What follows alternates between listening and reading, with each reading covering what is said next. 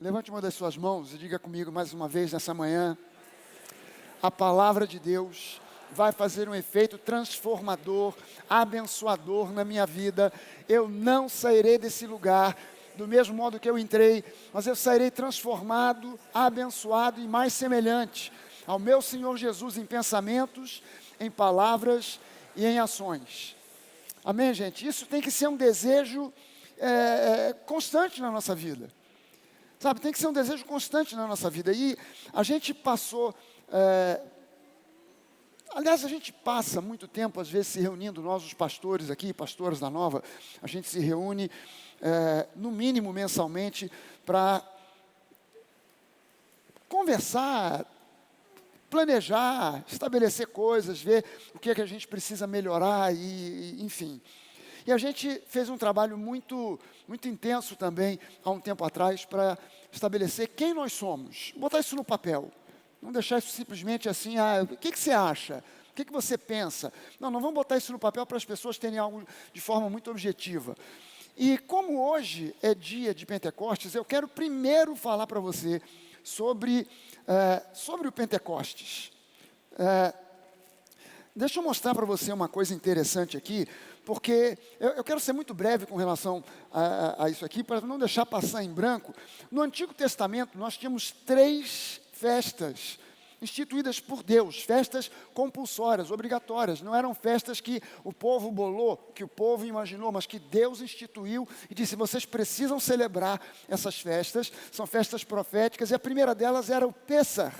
Nós chamamos de Páscoa. Os judeus nunca conheceram a Páscoa como Páscoa. Para eles é o Pêssar, que no hebraico significa passar por cima, porque foi a primeira Páscoa, primeiro Pêssar, foi no Egito, quando passa aquele anjo destruidor, a última das 10 pragas, e essa festa é a celebração em que o povo de Israel sai liberto do Egito, mas para nós é a nossa libertação da escravidão, do inferno, do pecado e de nós mesmos. Amém. 50 dias depois, eles celebram a festa do do Sukkot. Nem Sukkot, coisa nenhuma, Shavuot. A primeira festa foi o Pêssar, a segunda é o Shavuot. O Shavuot é a festa das primícias, é a festa de uma colheita, e é uma festa que nós passamos a conhecer como Pentecostes. É a festa que a gente celebra, que começa a ser celebrada no dia de hoje no calendário cristão, e é a festa em que os judeus celebram a entrega da lei a Moisés, mas que nós celebramos a vinda do Espírito Santo. O que é o Espírito Santo para nós? É o que era a lei para o povo de Israel. Para eles a lei era a fonte de direção, para eles era uma fonte das leis civis, era a fonte da visão e do entendimento moral, e era uma fonte também de um relacionamento espiritual com Deus. O que é o Espírito Santo para nós? Fonte de direção, é o nosso ajudador, é o nosso guia, é aquele que nos revela a palavra. E é o que a gente celebra no dia de hoje. E a terceira festa é o Sukkot, que é a festa dos tabernáculos. Essa é uma festa extremamente profética, que ainda não se cumpriu na nova aliança, mas que se cumprirá na segunda vinda de Jesus. No Novo Testamento, gente, a palavra Pentecostes deriva do número 50.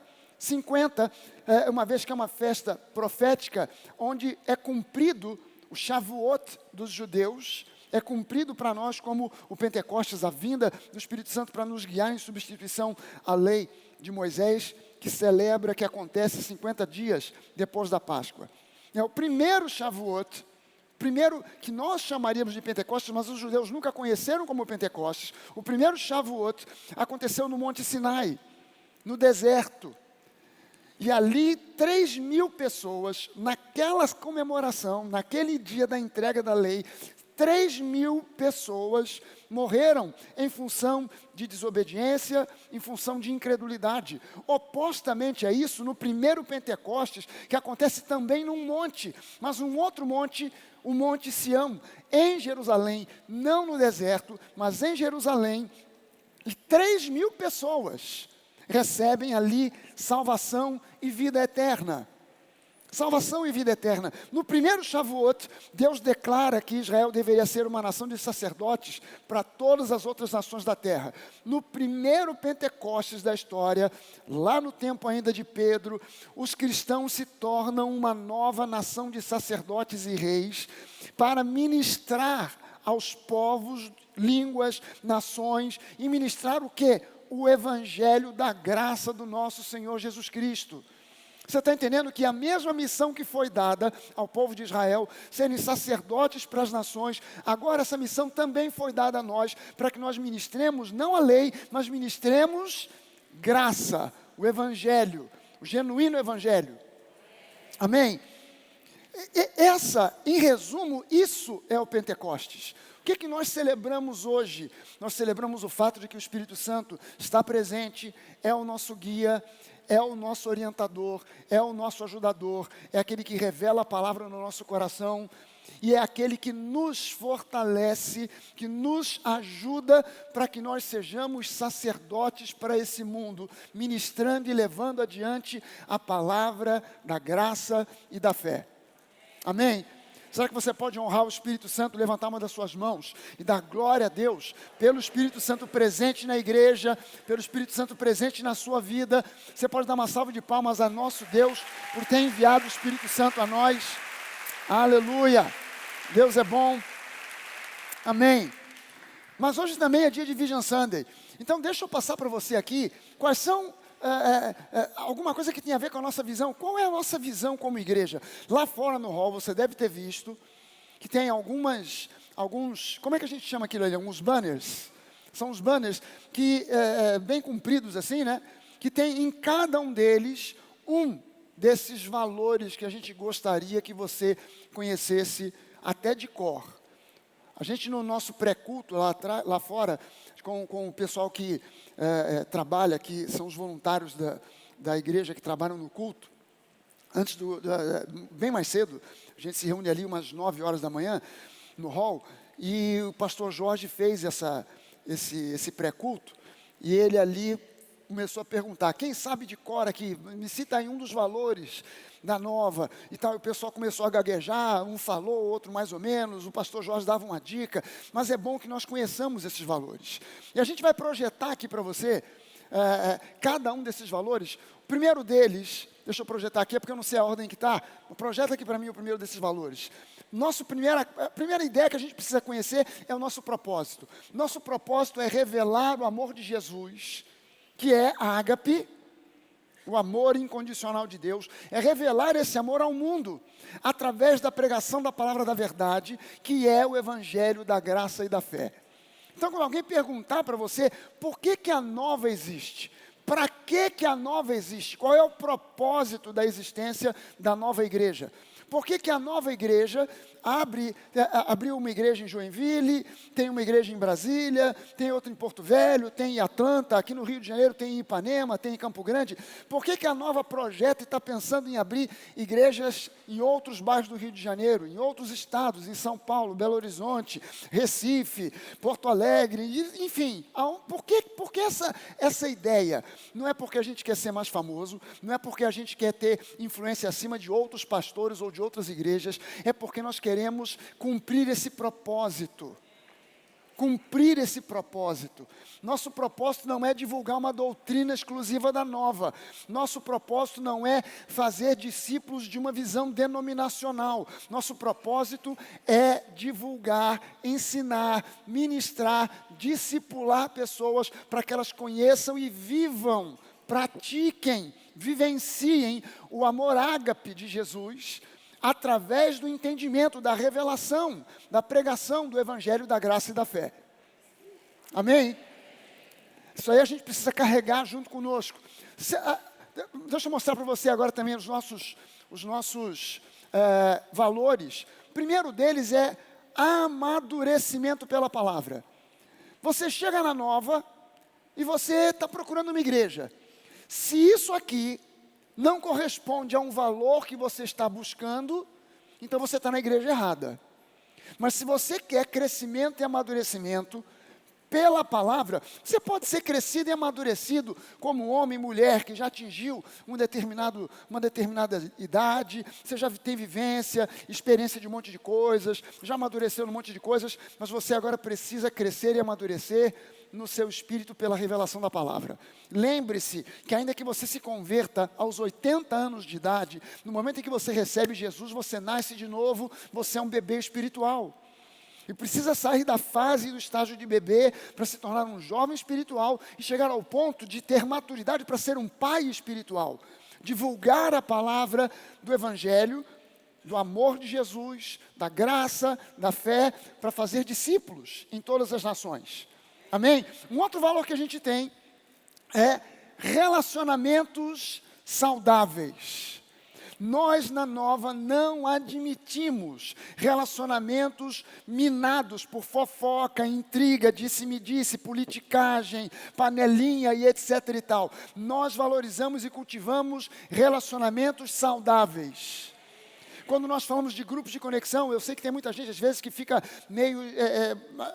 grupos de conexão, não sei, eu já tive experiência em algum outro lugar, participei de célula, acabou que deu confusão, deu fofoca, o outro lá pediu dinheiro emprestado, não pagou. Então, na Nova, a gente cultiva relacionamentos saudáveis. Nós temos uma série de regras, inclusive para grupos de conexão. O pastor Jorge Monteiro, que é o responsável pelos grupos, que administra isso aí, que vai recebendo pessoas, alocando pessoas nos grupos, que vai levantando novas lideranças, ele passa para esses líderes de grupos, olha, tem que funcionar assim, assim, assim, assado. Não pode ter isso, aquilo, outro. Quem vai lá no grupo de conexão, as mulheres que vão nos grupos de conexão, não vão lá para arrumar marido, os homens que vão não vão lá para arrumar namorada, vão lá num sentido espiritual. Pode até acontecer que de repente a princesa dos seus sonhos está por lá, o príncipe que você sonhava, você chega e encontra um sapo, mas de repente vira príncipe. Pode acontecer, mas o propósito não é esse, porque a gente cultiva relacionamentos saudáveis. Um outro valor que a gente tem, que a gente cultiva na Nova, é servitude com excelência. Por que a gente nem usa o termo? Se você for na Bíblia, se você for no dicionário, você vai encontrar o termo servidão. Por que a gente não usa servidão e usa servitude? Quando eu comecei a falar de servitude, teve gente que pensou que era um neologismo, que eu tinha inventado a palavra. Aí eu fui no dicionário e vi que tem tanto servidão como servitude. A palavra existe. E eu prefiro servitude por quê? Porque servidão termina com ão, rima com escravidão. E servitude rima com um coração que decide ter uma atitude de servo. Porque nós somos filhos por condição. Nós somos servos por opção. E quem frequenta uma igreja que valoriza ou enfatiza a servidão, muitas vezes é uma servidão com base numa escravidão. E a pessoa diz, não, nós somos servos. Não, nós somos filhos. O que nós somos é filhos e filhas amados. Amém? E nós servimos porque optamos servir a Deus. Amém? Amém. O outro, e a gente quer fazer isso com excelência. A gente não quer fazer isso de qualquer maneira. E eu já disse isso aqui. E antes de passar para um próximo valor, vou repetir. Eu não me conformo enquanto não tiver 100% da igreja servindo. Enquanto você não for parte de um grupo de serviço que serve, eu não sossego. Pastor, mas se 100% da igreja estiver servindo, nós vamos servir a quem? Uns aos outros e ao povo que chegar. Aí é mais um motivo para evangelizar. Não aguento mais servir esse irmão. Todo domingo servindo a ele, eu tenho que arrumar uma pessoa nova para servir. Então eu vou convidar o vizinho, vou convidar um parente, vou convidar alguém. Um outro valor que a gente valoriza demais é generosidade. A Nova é uma igreja de gente generosa. Amém. Nós somos uma igreja de gente generosa. Nós somos generosos em amar o próximo. Nós somos generosos em evangelizar pessoas e compartilhar a palavra que a gente tem recebido. Nós somos generosos com as nossas finanças, com os nossos dons, com os nossos talentos. Nós somos pessoas que cultivamos generosidade. Amém, gente? Aliás, falando em generosidade, me deram a tarefa aqui de presentear 1, 2, 3, 4, 5 pessoas com o livro, com o ágape. Quem aqui ainda não comprou, ainda não tem o livro? Eu. Peraí, fica com a mão levantada. Desses que ainda não tem o livro, se você não é visitante pela primeira vez, abaixa a mão. Uau, aleluia. Se você é visitante, fica com a mão levantada. Deixa eu ver, quem é o visitante que mora mais de longe, vem mais de longe, de mais longe? De São Paulo. Tem alguém que extrapolou isso, veio mais longe do que São Paulo? Vocês vieram mais longe do que São Paulo? Não? Ah, estava querendo me enganar. São Gonçalo também é santo, mas não é. Levou. São Paulo. Olha, vou presentear você com um livro, com um compromisso. Você vai ter que ter um compromisso com a gente, tá? Vocês vão ter que ter um compromisso com a gente. Orar para que a gente tenha uma nova em São Paulo rapidinho, tá? Tua filha? Legal. Para Miami? Peraí, vai para São Paulo ou para Miami? Eu sou de São Paulo, tô indo lá, levando para Miami. Ah, é? Ah, então leva para Miami, você leva para São Paulo, pronto.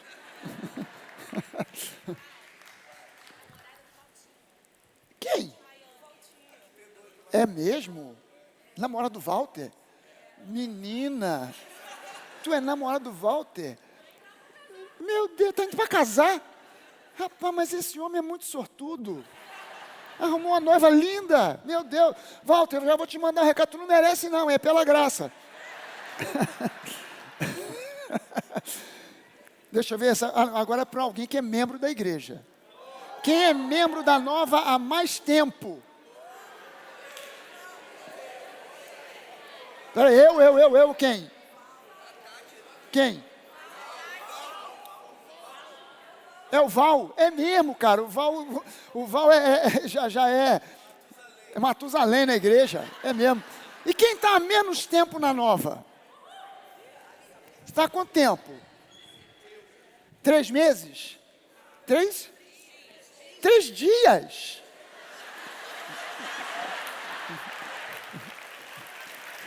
E você está há quanto tempo? Hoje é o segundo domingo? Tem alguém com menos de 2 semanas aí? Não levantou a mão, demorou. Então, generosidade, gente, é um valor da Nova. Generosidade é um valor da Nova. Agora, tudo isso aqui, tem mais algum valor desses aqui? Esse aí já é o quinto? Faltou esse. Honra e integridade. A gente valoriza honrarmos uns aos outros. Nós valorizamos sermos pessoas íntegras, para que nós sejamos um espelho de Jesus para o mundo. O mundo, deixa eu te falar uma frase meio chocante, o mundo está de saco cheio de crente picareta. O mundo está querendo ver Jesus em nós. O mundo não tem problema nenhum com Jesus. As pessoas, no mínimo, admiram Jesus. As pessoas do mundão, no mínimo, admiram Jesus. Eu já conheci até ateus que admiram Jesus. O que as pessoas não suportam é a hipocrisia. O que as pessoas não suportam é a falta de caráter. E nós temos que ser pessoas íntegras. Então a gente valoriza esse tipo de valor. Honra e integridade. Amém, gente? Glória a Deus. Mas esses valores todos, acho que agora chegou no final dos valores. Esses valores todos, gente, eles não teriam nenhum sentido se não estivessem embasados no valor maior, que é ágape. A gente só valoriza a generosidade porque a generosidade está baseada em ágape. A gente valoriza integridade e honra porque isso está baseado em cima de ágape. A gente valoriza o que a gente valoriza por causa de ágape. Ágape é um tipo de amor sobrenatural. Ágape não é um amor que já vem conosco. Ágape, você tem uma série no livro, você vai ver, e se você acompanhou a série, existem uma série de tipos de amor, que a gente chama de amores naturais, que são relacionados com afeição, que são relacionados com amizade, que são relacionados com simpatia, com boa educação. Tudo isso é relacionado na Bíblia como amor natural. Mas quando nós falamos do amor de Deus por nós estamos falando de um tipo de amor que não é natural, é um amor sobrenatural, é ágape. E esse amor, a Bíblia diz que é o Espírito Santo que derrama sobre os nossos corações. Não é uma coisa que você já nasceu, já não vem, não é como o computador que quando você compra um 0 quilômetro e você abre, já tem alguns programas instalados. Não, isso aí é Deus que faz o download. É o Espírito Santo que faz o download. Então, quando a gente começa a entender que a base do cristianismo não é o fato de você ser de uma família de tradição batista, presbiteriana, Assembleia de Deus ou da Nova. Não, isso aí não diz muita coisa. Diz alguma coisa, mas não diz tudo. É preciso que você tenha um encontro real com Deus, um encontro pessoal. Sabe que há pessoas que têm essa coisa, essa afinidade com uma determinada denominação. Aí não se adapta em outra. Eu não tem jeito, eu estou afastado da igreja, mas no dia que eu voltar para o Senhor, eu sou crente afastado, mas no dia que eu voltar, vai ser para a igreja X, porque eu fui, meus pais, meus avós, eu fui criado lá. E a pessoa tem aquela coisa, ela pode vir na nova, achar interessante, legal, mas não cola, não faz grude, não faz imã, não faz conexão. Agora, a questão não é em que lugar você está conectado. A questão é, você tem recebido ágape, vivenciado ágape. Você teve um encontro com Deus que derramou ágape no seu coração e transformou a sua vida, porque o que transforma a sua vida é ágape. Cristianismo não tem a ver com mudança comportamental, tem a ver com mudança e transformação de coração. A mudança, a transformação do coração provoca mudança comportamental. A mudança comportamental não provoca necessariamente mudança de coração. Às vezes até um conflito, dentro da igreja a pessoa é uma coisa, fora da igreja é outra. Não, nós somos a mesma coisa aqui, fora da igreja, em um restaurante, em um cinema, em um shopping, na rua, no trabalho, na faculdade, na escola, onde a gente está, nós somos veículos de ágape para esse mundo. Amém, gente? Eu quero que você entenda uma coisa interessante. A história das religiões, ela muda por completo quando Deus entra em cena e revela ao homem que ele é o Deus único. E é óbvio que isso traz um outro entendimento. Se esse Deus que está se revelando a mim é único, os outros deuses a quem eu adorei até então são falsos deuses. Não é isso, gente? E esses falsos deuses que eram adorados, e muitas vezes ainda são até os dias de hoje, esses falsos deuses, eles tinham e têm um problema sério. Eles são imagem e semelhança do homem. Nós fomos criados à imagem e semelhança de Deus. Mas os deuses que os homens foram criando são imagem e semelhança do próprio homem. Então eles têm defeitos humanos. Eles têm falhas humanas. São deuses limitados em poder. Os deuses criados pelo homem são assim, é o Deus da chuva. Então o Deus da chuva não é o Deus da colheita, ele não é o Deus do amor, ele não é o Deus de qualquer outra coisa, ele é o Deus da chuva. Você não pede a Ele por um casamento feliz, você pede a Ele por chuva. A deusa do amor, você não pede a ela por colheitas abundantes, você pede a ela por uma vida amorosa abençoada, porque ela é limitada no seu poder. Esse Deus se revela agora onipotente, onisciente, onipresente. Esses deuses de característica humana, eles têm todos os defeitos que o ser humano tem. Então são deuses irados, raivosos, ciumentos, capazes de vir à terra em forma humana, porque eles também se apaixonam. São deuses que de repente, é um Deus de caráter masculino, que de repente se apaixona por uma mulher de carne e osso, aí ele se faz em forma de homem, e ele vem tentar conquistar aquela mulher. É um amor de característica sensual.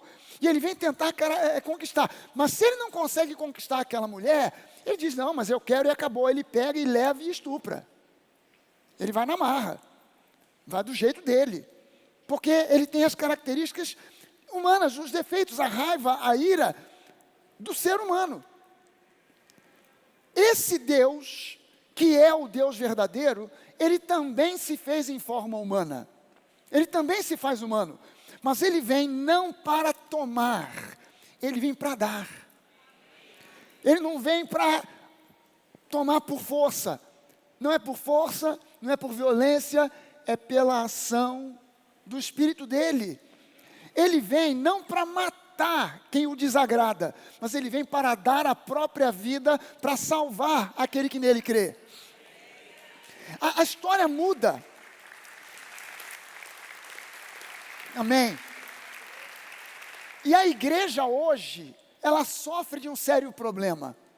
A igreja, de um modo geral, ainda hoje, depois de 2000 anos de cristianismo, ainda não conseguiu entender uma coisa simples e básica. Nós somos gente da nova aliança. Nós somos gente da nova aliança. O Deus da antiga aliança é o mesmo Deus da nova aliança. E da nova também. É o mesmo Deus. Mas a maneira como ele se relaciona com o ser humano mudou da água para o vinho. Na antiga aliança, ele se relacionava com o homem através da lei. Havia uma interface, havia uma barreira, havia um muro entre Deus e o homem. Era a lei. Então, por causa da lei, por que Deus deu a lei? Porque quando ele foi firmar uma aliança com o povo de Israel, ele escolhe um homem, Abraão, começa com esse homem um povo, firma uma aliança com Abraão, começa um povo, esses descendentes vão se multiplicando, e esses descendentes vão recebendo dos seus antepassados, desde Abraão, instruções sobre esse Deus, como ele é, e etc, e etc, etc, até chegar em Moisés. Quando chega em Moisés, o povo é liberto, o povo está cativo no Egito, durante 400 anos, Moisés, ele liberta aquele povo, leva aquele povo embora, e eles chegam ao pé do Monte Sinai. No pé do Monte Sinai, Deus diz que vai estabelecer com o povo a sua aliança. E o povo diz para Moisés: Moisés, nós não queremos ouvir Deus falando conosco. Porque a visão que eles tinham era uma visão assustadora. O Monte Sinai com o seu pico em chamas, com nuvens, raios, trovões, sons, que a Bíblia diz, equivalentes a sons de trombetas. Eles ficam assustados, eles dizem: nós não queremos relacionamento com esse Deus. Você vai lá, fala com Deus e traz o recado para nós. E olha, tudo que esse Deus mandar, deixa com a gente que a gente vai cumprir. Aí Deus fala: vocês acham que é assim, que é pela sua força, que é pela sua capacidade? Então vamos ver se vocês realmente aguentam carregar esse fardo. E Deus, ao invés de estabelecer uma aliança com base em graça, que era o que ele queria, essa era a vontade boa, perfeita e agradável, ele envia a lei. E a lei, não é que Deus ficou ruim, mas Deus é um Deus justo. E Deus não pode bypassar a lei. Então o que Deus faz? Cara, você pisou na bola, eu tenho que julgar você de acordo não com o meu amor, mas de acordo com a lei.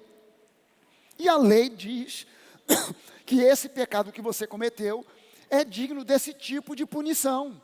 E você precisa, para se livrar desse pecado, passar por todo um ritual de purificação. Mas o problema disso aí não era Deus. Deus é amor e sempre foi amor. Amém, gente? Mas com a lei no meio, eu já usei esse exemplo aqui algumas vezes, um juiz, um justo juiz natural de um tribunal de homens, que vai julgar alguém, ele pode olhar para aquela pessoa, morrer de pena daquela pessoa, ele pode olhar para aquela pessoa e ter compaixão daquela pessoa, ele pode olhar para ela e ficar conduído, mas ele vai ter que julgar segundo a lei. Ele não pode olhar e dizer assim: poxa, mas eu estou com tanta pena dessa jovem. Ela foi cooptada pelo tráfico, engoliu um monte de trouxinha lá de cocaína, mas foi flagrada no aeroporto e ela foi presa por tráfico internacional de drogas. Coitada, ela fez isso porque ela estava passando por uma situação financeira miserável e ela se ofereceu para isso, ofereceram para ela essa falsa oportunidade, ela entrou e caiu na armadilha dos caras, foi presa. Estou morrendo de pena dela. Ela não é uma criminosa, nunca matou ninguém, mas eu não posso julgá-la de acordo com a minha paixão ou compaixão. Eu tenho que julgá-la segundo a lei. Então, por causa do tráfico internacional de drogas, segundo a lei, você vai pegar 10, 15, 20 anos de cadeia. Então, o juiz, ele é bom. Ele é gente boa, ele é compassivo, mas ele tem que julgar de acordo com a lei. Mas quando Jesus entra em cena, Jesus ele vem para cumprir a lei e para dar término à lei. É isso que a igreja não entende. É que Jesus veio cumprir a lei e em cumprindo, ele dá término à lei. Porque a lei nunca foi. Ouça bem isso. A lei não é, nem nunca foi, a vontade boa, perfeita e agradável de Deus. Nunca foi. A vontade boa, perfeita e agradável de Deus é a graça. Então, Jesus vem para cumprir a lei e dar término à lei. O apóstolo Paulo expressa aí dizendo, o fim da lei é Cristo. O término da lei é Cristo. Então, não adianta a gente tentar dar desculpas e tentar reavivar, revigorar, ressuscitar a lei. A lei, ela foi cravada na cruz por Jesus. Paulo fala sobre isso de maneira muito clara. O escrito de dívida que era contra nós foi cravado inteiramente. Esse escrito de dívida que constava de ordenanças, não era uma lista dos nossos pecados, mas era a própria lei, foi cravado na cruz. E agora, nós que estávamos vivos para a lei, segundo a Bíblia nos relata, nós morremos para a lei com Cristo. Morremos para o pecado, morremos para a lei, morremos para nós mesmos, e com Ele nós fomos sepultados, mas com Ele nós ressuscitamos, com Ele nós ascendemos, e com Ele nós estamos assentados em lugares celestiais, para reinar com Cristo em vida. Aleluia! E é preciso que a gente compreenda isso. É preciso que a igreja compreenda isso. O que a igreja faz com Deus, o Deus da Bíblia, o Deus da palavra? Ela transforma Deus e formata Deus à imagem e semelhança do homem. Da mesma forma que os pagãos criavam Deus à imagem e semelhança do homem, com seus defeitos, com seus problemas emocionais e etc. e tal, a igreja formata Deus à imagem e semelhança do homem. Então, a igreja anuncia assim, Deus é amor, mas Ele é justiça. Então, você pisou na bola, Deus vai mandar sobre você um castigo violento para você aprender uma lição. Nós estamos formatando Deus com isso, formatando Deus à imagem e semelhança do homem. Porque é assim que o homem é. O homem é assim. Quem aqui é pai e mãe? Agora, a maioria esmagadora, meu Deus do céu. Presta sua atenção numa coisa, não precisa levantar a mão agora não, porque agora eu vou falar uma coisa aqui que se você levantar a mão, você está politicamente incorreto. Você provavelmente alguma vez na vida já deu, não vou dizer uma surra, mas pelo menos aquele... menino. Se você não deu pelo menos você fez alguma vez na vida aquele dedo assim, ó, que você encosta na cabeça, só encosta e faz assim, ó, garoto, raça, não precisa levantar a mão não, gente, que no vídeo o pessoal identifica lá, vamos processar. Por que a gente faz isso, ou já fez isso? Hoje, a gente recebe um feedback dos psicólogos, que esse não é o método mais eficaz de educar. Não é. O feedback que a gente recebe é esse. Mas por que mesmo sabendo que não é o melhor meio, de vez em quando a gente vai lá e... menino! Ou... por quê? Porque a gente perde a paciência. Porque a gente perde os argumentos. Você já falou, você já explicou, você já deu bronca, você já tentou de tudo e a criança continua insistindo, você perde a paciência, não tem mais argumento, você perde a cabeça, vai lá e você pensa que Deus é assim. Eu já falei uma vez, eu já falei 2 vezes, eu já enviei anjo, arcanjo, Jesus, o Espírito Santo, e ele não muda. Então agora vai para o leito do hospital com câncer. Vamos ver se agora tu vai ou não vai aprender. Vou te dar uma falência para tu aprender, para tu ver se agora se corrige. Você dizia que não tinha tempo para orar? No hospital tu vai ter tempo para orar. A gente está confundindo, formatando Deus à imagem e semelhança do homem. Quando a Bíblia diz que Ele é um Deus de paciência infinita, longanimidade, que a misericórdia dEle se renova a cada manhã. Você aprontou ontem e hoje você já está perdoado.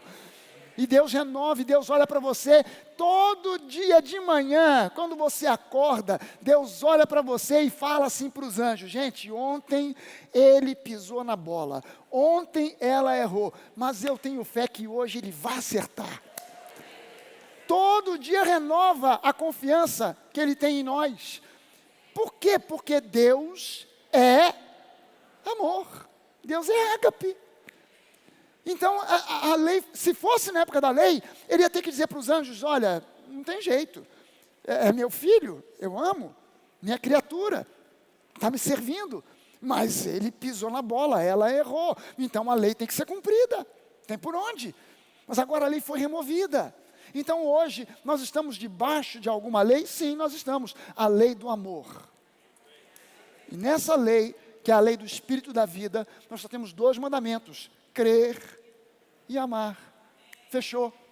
Dá só uma olhada comigo aqui em João 13, os versículos 34 e 35. Jesus diz assim: eu lhes dou um novo mandamento. Ele não disse: eu lhes dou uma série de novos mandamentos. Eu vou dar mais 10. Vocês tinham uns 10, que na verdade não são 10, são 613. Mas eu vou dar mais 10 ou mais 613. Não, eu dou para vocês um mandamento: que vocês amem uns aos outros, assim como eu os amei, que também vocês amem uns aos outros. E nisto, não em cumprir ou obedecer a lei, não em pregar o juízo, mas nisto, em amarem uns aos outros, todos conhecerão que vocês são meus discípulos. 2 pontos: se vocês tiverem amor uns aos outros. Caramba! Então agora a situação mudou. O contexto mudou. Por quê? Porque nós não estamos mais na antiga aliança.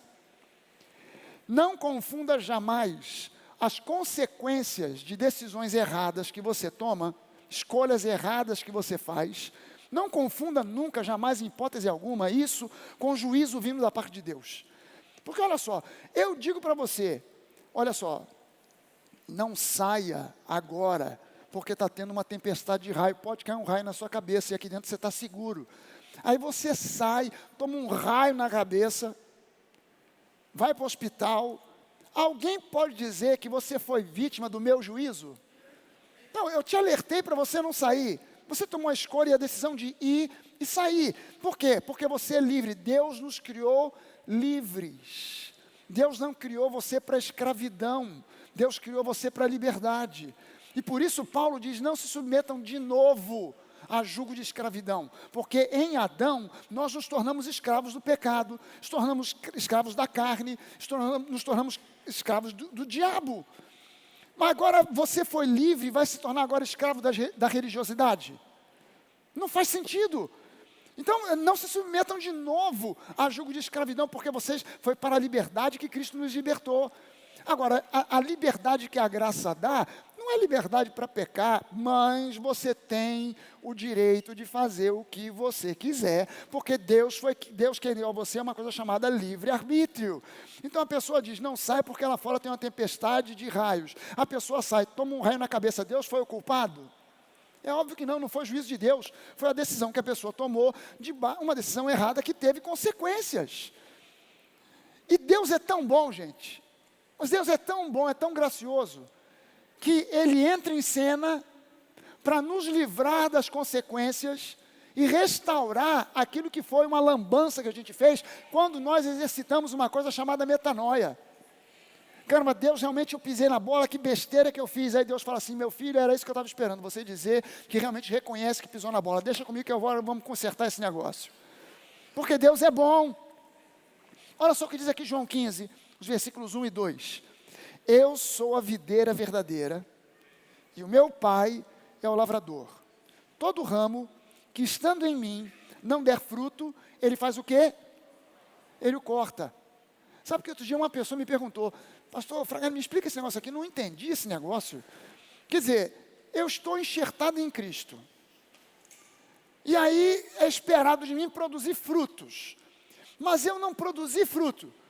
Aí Deus, esse Deus que você diz que é amor, que é gracioso, que não está agora interessado em julgar, porque nós não estamos no tempo do juízo, nós estamos no tempo da graça, ele vem e corta. O que é isso, pastor? Eu falei, não, cara, é porque a tradução está errada. Como é que é? A tradução está errada. No original aqui, esse verbo cortar, no original, no grego, é airo. E airo significa primariamente levantar. Agora, veja só como é que fica com muito mais sentido. Eu sou a videira verdadeira. O meu pai é o agricultor ou o lavrador. Todo ramo que estando em mim não der fruto, o que Deus faz? O que o bom lavrador faz? Levanta o ramo para que ele dê fruto. Lembre-se que Jesus está falando sobre uma videira. Videira é uma planta que não tem um tronco definido, que fica em pé como uma árvore, que sai dando galhos. Não, se ela brotar, se ela brota, ela começa a espalhar os ramos de forma rasteira. E esses ramos rasteiros não produzem frutos, e quando produzem é uva brava, é uva ruim. Então, toda videira que você olhar, se você for ao sul do país, agora não, porque nós estamos passando por uma crise lá no sul, mas se você for visitar um parreiral, um lugar onde se produza vinho, uma vinícola, você vai ver que todas as parreiras, todos os pés de uva, todos eles estão amarrados, presos a uma treliça, que faz com que eles fiquem parecendo realmente uma árvorezinha de pé, mais ou menos às vezes dessa altura, às vezes mais altos, e crescem, às vezes ficam muito altos. Mas é tudo preso, porque se soltar, cai, e se cair, não produz fruto. Então o lavrador, que não é bobo, nem é burro, ele quer produzir fruto. Então o que ele faz? Ele viu que tem um ramo que está caído, não está produzindo fruto, o que ele faz? Ele pega aquele ramo, levanta, amarra na treliça, para que ele possa começar a produzir fruto. É isso que Deus faz com a gente, nós estamos enxertados numa videira.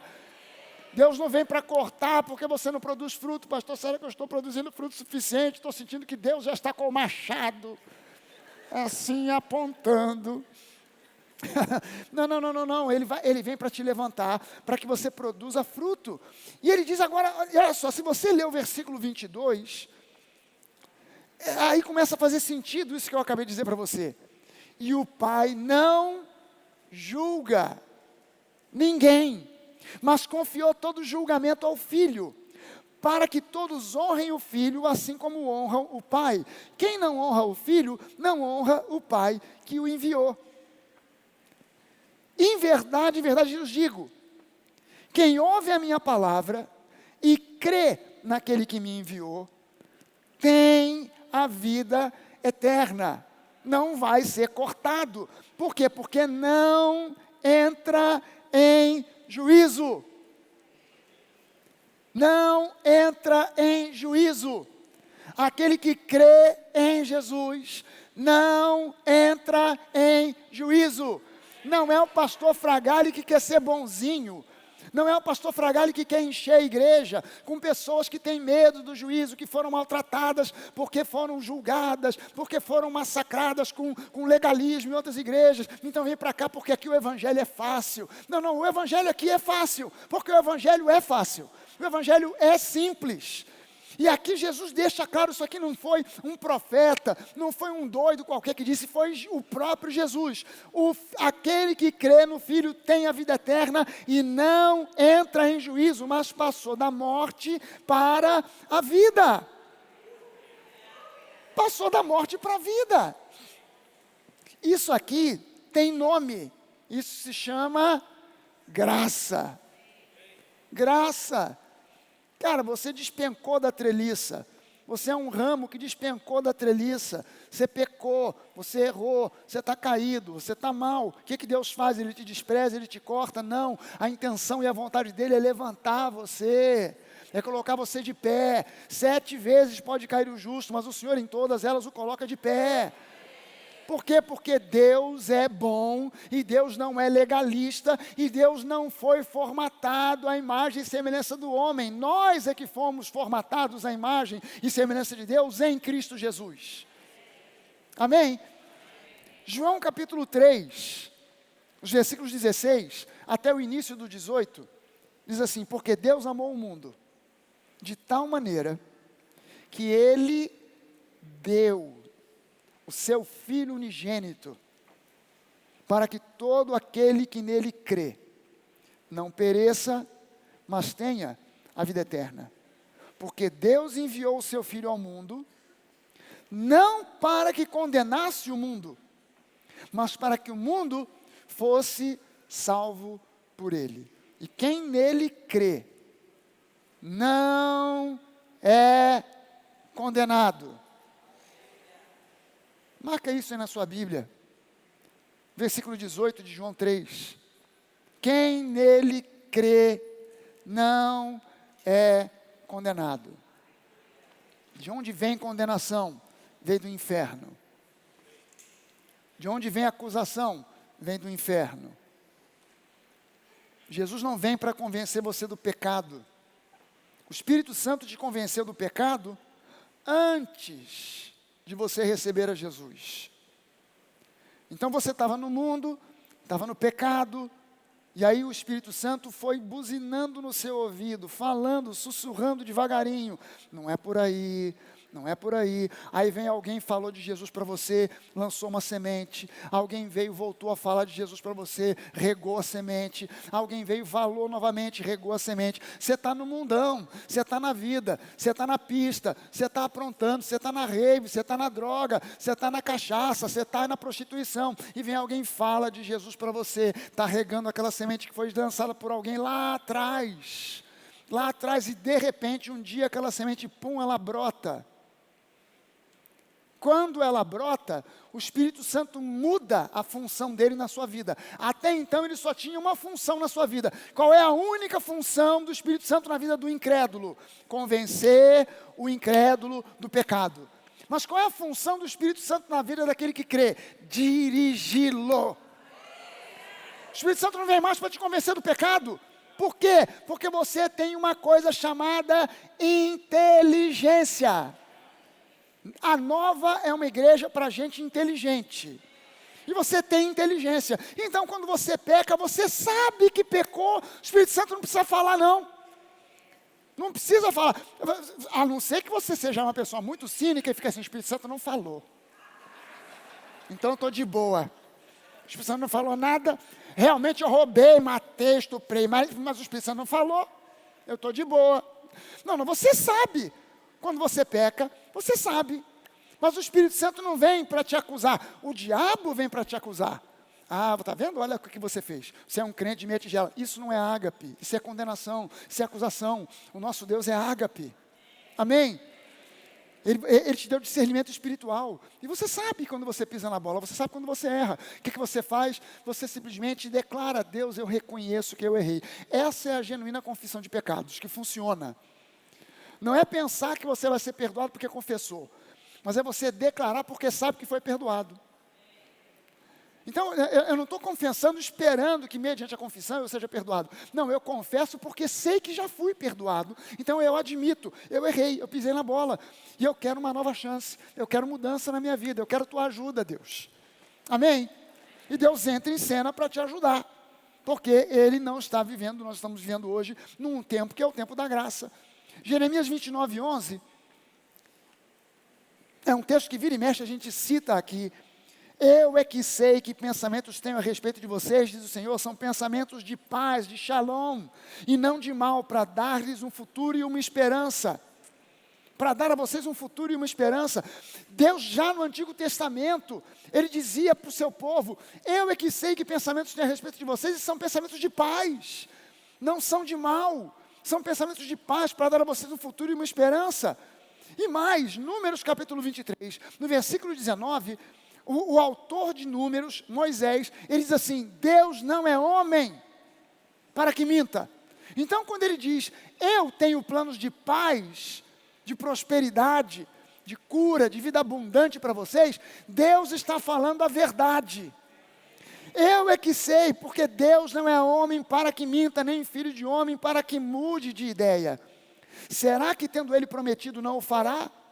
Ou tendo falado não o cumprirá? A resposta para essas duas perguntas é, Ele fará, Ele cumprirá, porque Ele é ágape. Porque Ele é bom.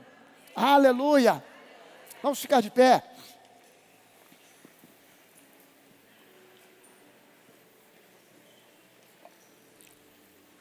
Eu queria convidar você para juntos nós participarmos da ceia do Senhor. Eu queria que você celebrasse essa ceia de hoje, dando graças a Deus,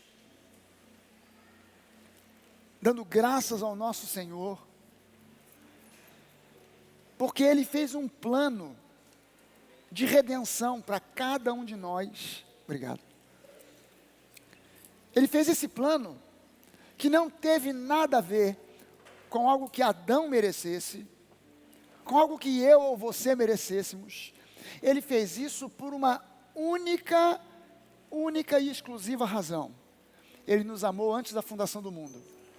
Antes de Adão pecar e transmitir a nós a natureza pecaminosa, Deus havia nos amado. Presta atenção nisso, que isso é muito louco. Antes de criar Adão, Deus já tinha nos amado. Antes de Adão pecar, Deus já nos via em Cristo. Antes de Adão pisar na bola e transmitir a nós uma herança pecaminosa, Deus já via Jesus crucificado, morto pelos nossos pecados. Então eu queria convidar você para celebrar com essa ceia aqui o amor incondicional de Deus. E lembrar, sabe, os valores, todos os valores que a gente falou aqui, e que a gente possa citar: honra, generosidade, qualquer um dos valores que a gente cite aqui, crescimento e amadurecimento pela palavra, tem como origem, como fonte, ágape. A fonte é ágape. A fonte não é uma doutrina que a gente quer enfiar a sua goela abaixo. Não, porque nós somos assim. Então ou você é assim ou você está fora. A gente não quer enquadrar você. A gente não quer enfiar você dentro de uma caixa. A gente quer que você use a sua inteligência, olhe para esses valores e os coloque para funcionar na sua vida. Porque ágape é a base que já está estabelecida no seu coração. E essas são derivações de ágape. Eu honro porque amo. Eu sirvo porque eu amo. Eu sou generoso porque eu amo. Eu quero crescer e amadurecer porque eu amo. Então eu queria convidar você para a gente celebrar juntos essa ceia aqui, em gratidão a Deus pelo amor incondicional que Ele tem tido por nós, que Ele sempre teve por nós. Você pode curvar sua cabeça. Pai, nós te agradecemos, porque o Senhor é o nosso pastor, e absolutamente nada nos falta, nada nos tem faltado e nem fará, porque o Senhor cuida de nós, e cuida de nós porque o Seu Espírito Santo habita em nós. Nós somos ramos da videira verdadeira.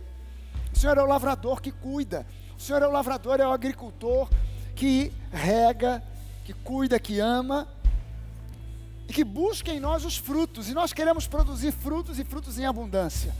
Mas nós sabemos e reconhecemos, até para produzir bons frutos, nós dependemos de Ti. Nós precisamos de Ti. Nós dependemos de Ti. E nós celebramos aqui o sacrifício de Jesus. Esse sacrifício baseado em ágape. Ele não foi à cruz por outra razão. Ele foi à cruz por nós, por ter nos amado. E nos amado incondicionalmente. E nós te agradecemos, Deus. Nós te bendizemos, em nome de Jesus. Você pode comer desse pão declarando ágape, o amor incondicional de Deus. Através do sangue de Jesus me curou da planta dos meus pés até o topo da minha cabeça. Aleluia. Aleluia, Pai. Obrigado, Jesus. Muito obrigado, Senhor. Você pode beber desse cálice e agradecer a Deus pelo sangue da nova aliança.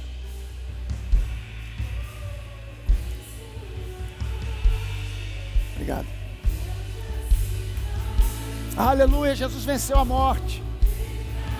Ele venceu o pecado que era contra nós. Oh!